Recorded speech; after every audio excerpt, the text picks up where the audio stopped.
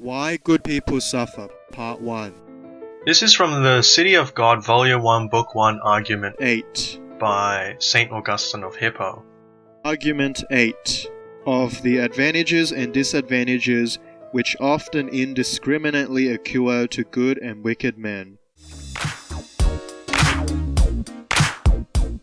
So Augustine says, will someone say, why then was this divine compassion extended even to the ungodly and ungrateful? Why but because it was the mercy of him who daily maketh his sun to rise on the evil and on the good, and sendeth rain on the just and on the unjust, according to Matthew chapter 5 verse 45.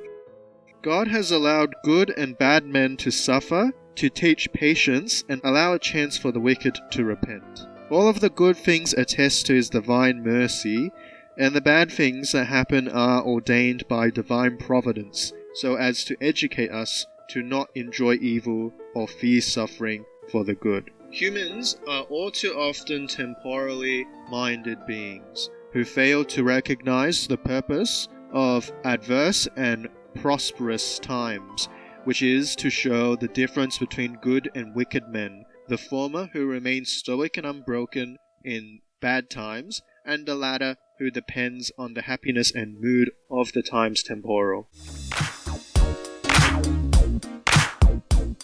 For if every sin were now visited with manifest punishment, nothing would seem to be reserved for the final judgment. On the other hand, if no sin received now a plainly divine punishment, it would be concluded that there is no divine providence at all. There is a moral order to things, and all sins must be punished for true justice to come about.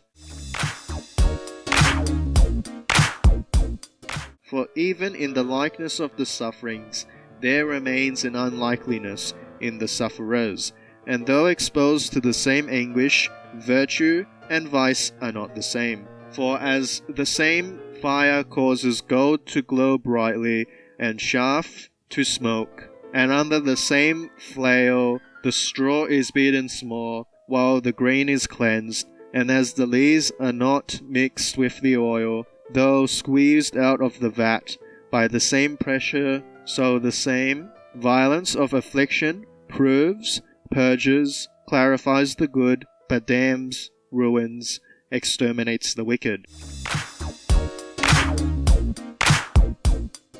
Bad times bring out the best and the worst in people, separating literally the wheat from the chaff. And then thus, that is why God allows good men to suffer and bad men to gain, because it is a way to prove character, to develop character, and then thus to see who is able to endure to the end. Thank you for watching, and please be sure to like, share, and subscribe.